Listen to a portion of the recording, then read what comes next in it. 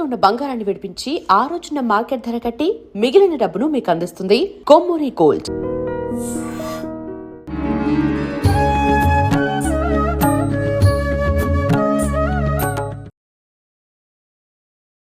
నమస్కారం, welcome to I dream. ధర్మ మార్గం విత్ విజిత కార్యక్రమానికి స్వాగతం. ప్రస్తుతం మనతో పాటు ఉన్నారు అగస్త్య స్పిరిచువల్ ఆర్గనైజేషన్ వ్యవస్థాపకులు క్రియాయోగి ఆదూరి ఉదయ్ భాస్కర్ గారు. ఇప్పుడు వారితో మాట్లాడతాం. నమస్కారం అండి. నమస్కారం అండి. మనకి ఈ రాబోతున్న మార్చి 3వ తారీఖున చంద్రగ్రహణం ఏర్పడుతోందని చెప్పి అంటున్నారు. మరి ఏ ఏ ప్రాంతాలలో ఈ గ్రహణ ప్రభావం ఉంటుంది, ఎటువంటి నియమాలు పాటించాలి, ముఖ్యంగా గర్భిణీ స్త్రీలు ఎక్కువగా నియమాలు పాటించాలి, మిగతా వాళ్ళు పాటించినా పాటించకపోయినా అంటూ ఉంటారు. ఒకసారి వాటి గురించి. ఏదైనా గ్రహణం అనేటువంటిది మామూలుగా ఇప్పుడు ఈ చంద్రగ్రహణం, సూర్యగ్రహణమేమో రాహుగ్రస్త సూర్యగ్రహణం ఉంటుంది, చంద్రగ్రహణమేమో కేతుగ్రస్త చంద్రగ్రహణం ఉంటుంది. అది మనకు ఉన్న ఇదైతే మనకుంది, మన ప్రాంతం కూడా చంద్రగ్రహణం భారతదేశంలో కూడా ఉంది. కాదంటే సమయం అది ఆరంభం 3:25 నుంచి పగలు స్టార్ట్ అవుతోంది, సాయంత్రం 6:46 వరకు ఉంటుంది. అందుకని మనకు కనిపించే టైము 6:20 నుంచి అని ఒక అరగంట సేపు మాత్రం మనకు కనిపిస్తుంది అని చెప్తున్నారు. కానీ అది కనిపించినా మనకి పగలు ఎండ ఉంటుంది కాబట్టి, కానీ అది ఎక్కడున్నా అది ఆరంభం అయిపోయింది వేరే దేశంలో కాబట్టి అక్కడ వాళ్ళకి ఎక్కువసేపు 4 గంటల పాటు కూడా ఉంది, 3 గంటల పైన ఖచ్చితంగా వాళ్ళకైతే చూడొచ్చు.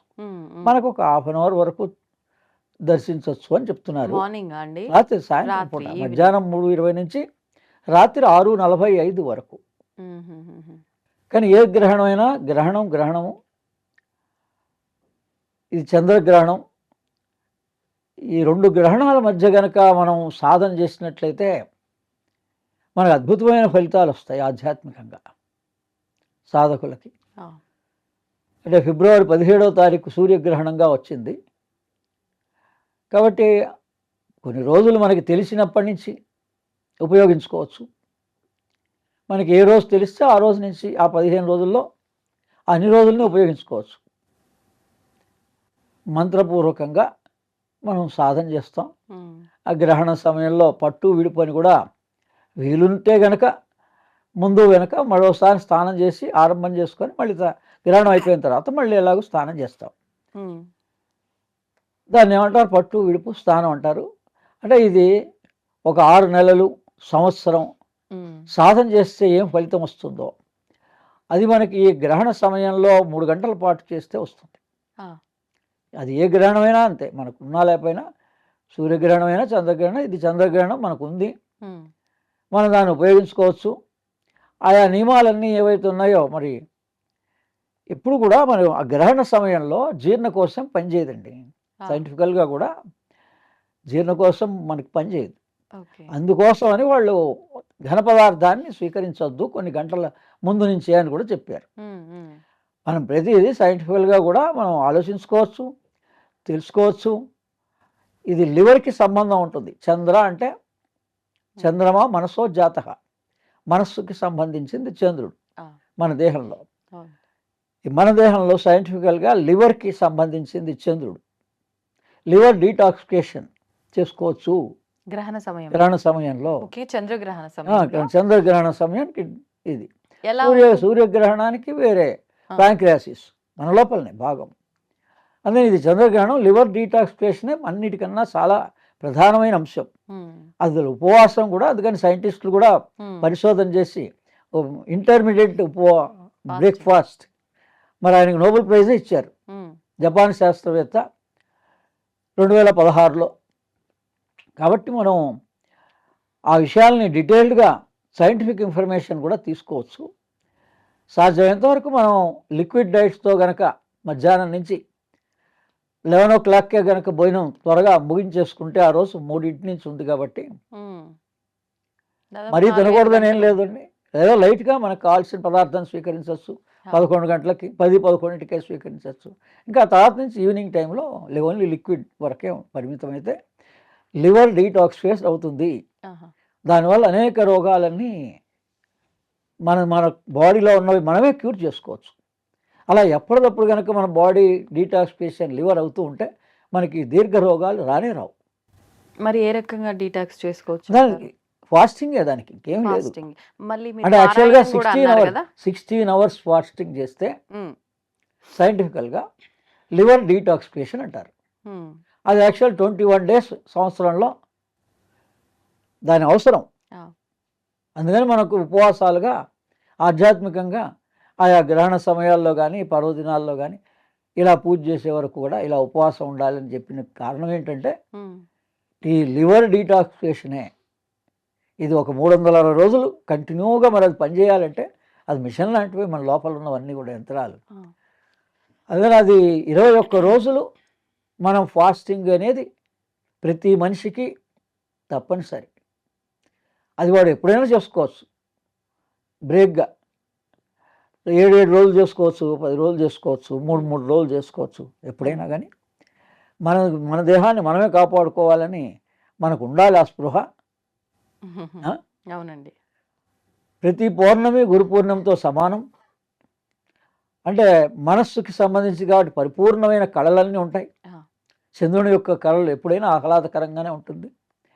అందుకని ఆ రోజు ఏంటంటే గురువు యొక్క శక్తి మనలో ప్రభావితం చేస్తూ ఉంటుంది. ఉమ్, యాక్చువల్ స్థానం, మనస్తత్వ స్థానం ఆజ్ఞాచక్రం. మనకి భూమధ్యంలో ఈ ఆజ్ఞాచక్రం ఒరిజినల్గా మనస్సు యొక్క నిజస్థానం. ఉమ్, దాన్నే గురుస్థానం అంటారు. అమ్మవారి ప్రకారంగా లలితా సహస్రనామం కూడా గురుమండల స్వరూపిణి, గురుమూర్తి, ఉమ్, గురుస్థానం అది. మనకు కూడా మన యాక్చువల్ నిజస్థానం అది. కానీ ప్రస్తుతం ఎడినల్ గ్లాండ్లోనూ కిందికి దిగజారిపోయింది మన మనస్సు ఉమ్, ఈ కాలం అనుగుణ్యంగా. దీన్ని మళ్ళీ నిజస్థానానికి తీసుకురావడానికి ఆయా రోజుల్లో చేసే మన సాధన ఉపయోగపడుతుంది. హా, మన స్థానంలో మనం ఉంటే మనం ఎవరో తెలిసిపోతుంది.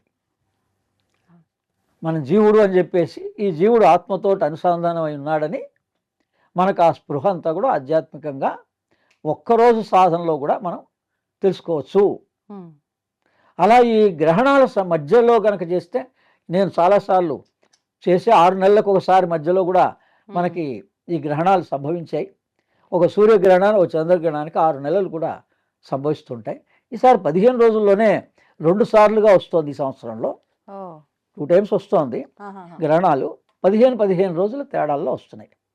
ఇప్పుడు ఒకటి, తర్వాత ఆగస్టు ఎప్పుడో ప్రాంతంలో వస్తుంది తర్వాత. ఉమ్, కానీ ఎప్పుడైనా మొదట ఒకసారి మీరు గ్రహణం గురించి పూర్తి వివరాలు తెలుసుకుంటే జీవితాంతం ఉపయోగించుకోవచ్చు. ప్రతిసారి అవే నియమాలు. ప్రతిసారి అంతే నియమం. మొదటి నియమం ఏంటి?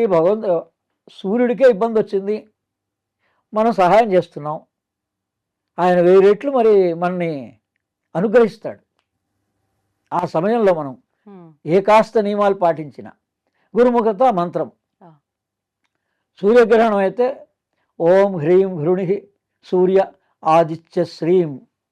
మామూలుగా ఏ గ్రహణానికైనా గాయత్రి మంత్రం చదువుతారు. ఉమ్. గాయత్రి మంత్రం 108 సార్లు చదువుకోవాలి. అందరూ తర్వాత చేయొద్దు కదండి, ఆ? గాయత్రి మంత్రం అందరూ చేయడానికి లేదు అంటారు కదా. అదేం లేదండి, ప్రాణమంత్రంగా స్వీకరించవచ్చు అందరూ కూడా. ఆ. ఓం భూర్భువ స్వహ మొత్తం మంత్రం చదవడానికి నియమాలు చెప్పారు. కానీ ఉమ్, ఓం భూర్భువ స్వహ గాయత్రి పంచాక్షరి అంటారు దాన్ని. ఆహా, ఇప్పుడు శివ పంచాక్షరి అందరూ ఎవరైనా శివాభిషేకం ఎలా చేసుకుంటున్నారో అవును. భగవంతుడు మనకు అన్నీ ఇచ్చాడు. గాయత్రి ఓం భూర్భువ స్వహ అని అంటే 3 లోకాలు, 3 శరీరాలు మన దేహంలోనే ఉన్నాయి. మనం కేవలం స్థూల శరీరాన్నే భావిస్తూ అయ్యో దీనికి కష్టం వచ్చిందని, సుఖం వచ్చిందని మనం భావిస్తున్నాం. ఉమ్, కానీ ఇటువంటి గ్రహణ సమయాల్లో ఓ మంత్రదీక్షగా లేదా ఆ ఉన్న నవగ్రహ స్తోత్రాల్లో ఉన్నటువంటి ధ్యాన శ్లోకాలని కూడా పఠించవచ్చు మామూలు వాళ్ళు. ఆ, ఒకవేళ మంత్రం అది కాదన్న వాళ్ళు ప్రతి నవగ్రహ ధ్యాన శ్లోకాలు ఉంటాయి. చంద్ర శ్లోకం ఉంటుంది. ఉమ్, దశశంక తుషారాభం క్షీరోదార్ణవ సంభూతం తం నమామి శశినం సోమం శంభోర్మకుట భూషణం. ఉమ్, ఇది శ్లోకం. ఇన్నిసార్లు చదివితే ఈ చంద్ర దోషం పోతుందని ఆ ప్రతి పంచాంగంలో మనకు ఇంట్లో ఉంది. ఆ, ఇన్ని వేలని రాసి ఉంటుంది. అది కనుక అందుకని మన గ్రహాల గురించిన భయాలేమి, సందేహాలన్నీ పెట్టుకోకూడదు. ఈ గ్రహదోషం ఉంది అది అని, ఏ గ్రహదోషం ఉన్నా ఆ గ్రహానికి సంబంధించిన ధ్యాన శ్లోకం ఉంటుంది, ఆ గ్రహానికి సంబంధించిన మంత్రం ఉంది. నేను నా స్తోత్ర విజ్ఞానం అనే పుస్తకంలో నేను ఆ వివరాలన్నీ కూడా రాశా. అందుకని దీన్ని ఈ స్తోత్ర విజ్ఞానం అగస్త్య స్పిరిచువల్ ఆర్గనైజేషన్ ద్వారా వెబ్సైట్ ద్వారా స్వీకరించవచ్చు. మీకు ఎటువంటి సందేహాలు లేకుండా ఆయా మంత్రాలను ఉపయోగించుకోవచ్చు. అలాగే ఈసారి వచ్చేటువంటి చంద్రగ్రహణంలో రెడ్ మూన్ అని ఎరుపు రంగుతో వస్తోందిట, రాబోతోందిట. అంటే ఎరుపుగా దర్శనమిస్తుంది మనకి. ఓకే. అందుకని దాన్ని బ్లడ్ మూన్ అని కూడా అన్నారు. రక్తపు రంగుతోటి ఎరుపు రంగుతోటి ప్రకాశించబడుతుంది. అది మామూలుగా సూర్యుడు ప్రకాశిస్తుంటుంది, కానీ మనకి చంద్రుడు కూడా ఆ రకంగా ఆ రోజున దర్శనమివ్వబోతున్నాడు. అందుకని ఆ విశేషతకి వాళ్ళందరూ వేరే దేశాల వాళ్ళంతా అది చూడడానికి పరిశోధన చేయడానికి ఉపయోగించుకుంటారు. ఏ గ్రహణాన్నైనా మనకు ఉపయోగకరంగానే. మన దేహంలో లివర్కి ఉపయోగం చెప్పాం కదా, మరి లివర్ గురించిన అవగాహన వస్తుంది కదా. సైంటిఫికల్గా మనం ఏం సాధన చేసినా మన లివర్ని మనం ఇలా డీటాక్సిఫై చేసుకోవచ్చు. అలా లివర్లో ఎన్ని ఎంజైమ్స్ ఉత్పత్తి చేస్తుంది, మనం ఏ పదార్థం తీసుకున్నా దానికి రసాయనాలను ప్రొడ్యూస్ చేస్తుంది అది ఆ లివరు. ఆ ప్రొడ్యూస్ అయితేనే మనకి జీర్ణం అవుతాయి మనం తిన్న పదార్థం. అందుకని అది సరిగ్గా ఫంక్షన్ కరెక్ట్గా లేదు కాబట్టి అజీర్ణం వలన రోగాలన్నీ వస్తున్నాయి. అసలు రోగం ఎందుకు వస్తుంది అనేది మన బాడీలో మనం కనుక ఇలా ఉపవాసం ఉంటే మన బాడీలో జరిగే పరిణామాలు ఏంటనే మనం గ్రహించవచ్చు. చదువుతున్నాం సబ్జెక్ట్గా, మరి ప్రతి వాళ్ళకి చిన్నపిల్లలకు కూడా ఈ సబ్జెక్ట్లో మనకు అందరికీ అందించారు కదా. మనం కూడా ఈ బాడీ పారామీటర్స్ గురించిన అవగాహన అందరికీ ఉంది కదా, కానీ అది అక్కడితో ఆపేశాం, దాని గురించి తెలుసుకోలే. ఆరోగ్యం భాస్కరాదిచ్చేత్. అందుకని అసలు మన ఆరోగ్యమే మహాభాగ్యం.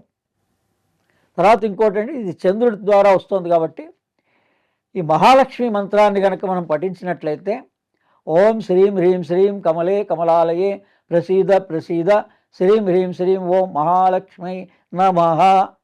ఓం శ్రీం హ్రీం శ్రీం కమలే కమలాలయే ప్రసీద ప్రసీద శ్రీం హ్రీం శ్రీం ఓం మహాలక్ష్మై నమః.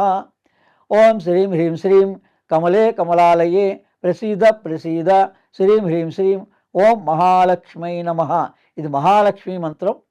మనం ప్రతి అమావాస్య పౌర్ణమికి కూడా దీన్ని ఆచరించుకోవచ్చు. గ్రహణ సమయంలో దీన్ని గనక పాటించినట్లయితే ఒక నది దగ్గర కానీ, సరస్సు దగ్గర కానీ, సముద్రం దగ్గర కానీ ఈ గ్రహణ సమయాలని ఉపయోగించుకుంటారు. జలం దగ్గర ఆ జలంలో మన గురుని స్మరించి, గురు పరంపరని స్మరించి, ఎవరి ద్వారానైనా, ఇప్పుడు నా ద్వారా టీవీ మాధ్యముగా అనేక సార్లు అనేక సందర్భాల్లో ఇప్పటికి 2 సంవత్సరాల నుంచి ఈ మంత్రాన్ని, మహాలక్ష్మి మంత్రాన్ని ఇస్తున్నా. అందుకని ఇది పరమ గురువుల యొక్క ఆశయం. లక్షల్లో కోట్లల్లో మన అవసరాలన్నీ తీర్చడం కోసం మహాలక్ష్మిని మనం ప్రార్థించవచ్చు. సాధనా పరులైతే కమలే కమలాలయే అంటే అర్థం ఏంటి? కమలం అంటే మన చక్రాలు. ఈ 6 చక్రాలు వికసింపబడతాయి. మనకి తెలిసినా తెలియకపోయినా ఈ గ్రహణ సమయంలో గనక మంత్రపూర్వకంగా చేస్తే మనకి అంతటి విశిష్టమైనటువంటి ప్రభావం ఉంటుంది. మన కుండలిని జాగృతం అవుతుంది. ఈ గ్రహణ సమయంలో కుండలిని జాగృతం అవుతుంది. అందుకని మనస్తత్వ స్థానం ఇక్కడ దాకా ఆ ప్రాణశక్తి, ఇప్పుడు మనస్సు ఇక్కడ దాకా వస్తుందంటే ప్రాణశక్తి అక్కడ దాకా వస్తుంది అని. ఈ గ్రహణాల్లో ఆ లోపల బాడీ పారామీటర్స్ ఆ రకంగా పైకి, ఈ కణాలన్నీ పైకి ఊర్ధ్వముఖంగా ప్రయాణం చేస్తాయి. ఇది అలా సైంటిఫిక్ మనం ఎంత తెలుసుకోవడానికి ప్రయత్నం చేస్తే అంతగా మనం ఇంట్రెస్ట్ కొద్దీ మన బ్రెయిన్, ఎప్పుడు హ్యూమన్ బ్రెయిన్ దానికి ఏజ్ లేదండి. ఇప్పుడు మామూలు మనం వయసు వస్తే, ఇప్పుడు నాకు 67 సంవత్సరాలు వయసు అంటున్నాం, కానీ బ్రెయిన్కి మాత్రం అదేం లేదు, ఆ వయసు తక్కువ ఎక్కువ ఏం లేదు. మనం ఎప్పుడైతే కొత్త విషయాల్ని నేర్చుకోవడానికి ప్రయత్నం చేస్తూ ఉంటామో 100 years 120 years కూడా మన బ్రెయిన్ వర్కౌట్ అవుతూనే ఉంటుంది. అందుకని అటువంటిది ఈ మనస్సు ప్రభావం పడుతుంది కాబట్టి పైన మనస్సు, బుద్ధి, అహంకారం. మనస్సే 4 భాగాలుగా ఉంటుంది, మనో, బుద్ధి, చిత్త, అహంకారం అని. ఈ 4 విభాగాలు ఏంటి, ఎలా పనిచేస్తున్నాయి, మన ఆలోచనల్ని మన అవసరమైన దాన్ని కేంద్రీకరించగలుగుతామా, మన ధ్యానం అంటే ధ్యానం కేంద్రీకరించగలుగుతామా అనేవన్నీ విషయాలు కూడా ఆ రకంగా మనం సైంటిస్టులు గ్రహణాన్ని ఎలా ఉపయోగించుకుంటున్నారో మనం కూడా మన సాధన కోసం, మన బాడీని ప్యూరిఫై చేసుకోవడం కోసం మన వరకు ఉపయోగించుకోవాలి. అందుకని భగవంతుడు ఇచ్చిన నేచర్ ఇచ్చిన అవకాశం అది. ఆ. దీన్ని భయపడకూడదు. ఎవరికి తోచిన నియమాలు వాళ్ళు ఎలా పాటిస్తుంటారు, వాటి గురించి పెద్దగా మనం ఏమీ ఆలోచించవలసిన అవసరం లేదు. అందుకని ఎప్పుడైనా ఏ గ్రహణం వస్తోందో ఇది కేతుగ్రస్త గ్రహణం కాబట్టి ఆ కేతు జపం కూడా చేసుకోవచ్చు. సూర్యుడిదైతే రాహు చేసుకోవచ్చు. దశశంక తుషారాభం అదేమో చంద్రుడిది. మ్మ్. ఇలానే రాహుదైతే అర్ధకాయం మహావీరం చంద్రాదిత్య విమర్దనం సింహికా గర్భ సంభూతం తం రాహు ప్రణమాహ్యం అని రాహు యొక్క శ్లోకం కూడా నవగ్రహాల్లో ఉంటుంది. మ్మ్. అలాగే ఈ కేతు గ్రహం అయితే ఫలాస పుష్ప సంకాశం తారకాగ్రహమస్తకం రౌద్రం రౌద్రాత్మకం తం కేతుం ప్రణమామ్యహం అని ఏ గ్రహణం వస్తే చంద్రగ్రహణం వస్తే చంద్రుని యొక్క మంత్రం కానీ చంద్రుని యొక్క శ్లోకం కానీ అమ్మవారు మహాలక్ష్మి మంత్రం కానీ చేసుకోవచ్చు. అలాగే కేతు పడుతోంది కాబట్టి ఏ గ్రహం పడుతోందో ఆ గ్రహాన్ని మనం కాస్త శాంతింపజేయి ఉపశమనం కలిగించు అని ప్రార్థించవచ్చు. మనం 108 సార్లు చేసుకోవచ్చు కేతు శ్లోకాన్ని. అలాగే రాహు అయితే రాహు శ్లోకాన్ని, సూర్యుడైతే సూర్యుడిది సూర్య మంత్రం ఇచ్చాం, ఓం హ్రీం హృణి సూర్య ఆదిత్య శ్రీమని. ఈ విధంగా ఈ 2 గ్రహణాలని ఎప్పుడు ఏ గ్రహణాలు వచ్చినా కూడా మీరు సైంటిఫికల్గా ఉపయోగించుకోండి. మ్మ్. మీరు సమయాన్ని కేటాయించుకోండి. కనీసం ఆ రోజు ఒకవేళ లీవ్ తీసుకోండి, లేదా ఆ సమయంలో కాబట్టి ఒక పూటన్నా మనం సమయాన్ని కేటాయిస్తే మనకు 6 నెలల్లో మన ఆరోగ్య పరిస్థితి బాగుంటుంది. ఈ రకంగా అందరూ ఉపయోగించుకుంటారని ఐ డ్రీమ్ ప్రేక్షకులందరికీ ఆ చంద్రగ్రహణం ఇంకా హోళీ పౌర్ణమి అంటే కామదహనం అంటే సంవత్సర కాలం నుంచి మనకి ఏ కోరిక అయితే తీరటం లేదో దాన్ని ఆ భగవంతుడికి సమర్పించేసేయాలి. ఒక కాగితం రాసేసి ఆ ఆహుతి అది వేయాలి. మామూలుగా దహనం అంటే ఏం చేస్తారంటే ఓ ఆవు పిడకలు మంచి మంచి పదార్థాలు సమిదలు అవన్నీ తీసుకొని హోమంగా చేస్తారన్నమాట మామూలుగా. మ్మ్. మనం ఏం చేస్తున్నాం, చెత్త పదార్థాలను తీసుకెళ్ళి కాల్ చేస్తున్నాం. అవును. అది కాదు, అది కామ దహనం. ప్రతిదీ కూడా భగవంతుడి ప్రకారంగా మనం భావించి ఒక సంస్కారంగా భావించి మనం చేస్తే మనం ఈ గత సంవత్సరం అంతా తర్వాత నెక్స్ట్ కొత్త సంవత్సరం వస్తుంది, ఉగాది వస్తుంది కాబట్టి మ్మ్. అంటే అర్థం ఏంటి, మీకు సంవత్సరం నుంచి ఏ కోరిక బాధిస్తోందో, మీ మనసులో ఏది భయం సందేహం అలా మిమ్మల్ని ఇబ్బంది పెడుతోందో దాన్ని ఒక కాగితం మీద రాసేసి ఆ ఆహుతిలో వేసేయాలి, మ్మ్. భగవంతుడు సమర్పించేసేయాలి. మ్మ్. తర్వాత ఆయన నిర్ణయం ఎలా ఉంటే అలా భగవద్ నిర్ణయం జరుగుతుంది. ఆ. అప్పుడు మన మనస్సు మన ఇంట అంతగా బాధించదు. మారించారు. దానికోసమని ఆ కామదహనం అనే పేరు పెట్టారు. ఓ. అది వేరే ఇంకో భయంగా కాదు, ఇంకో మ్మ్. రకంగా కాదు. ఓకే. ధన్యవాదాలండి.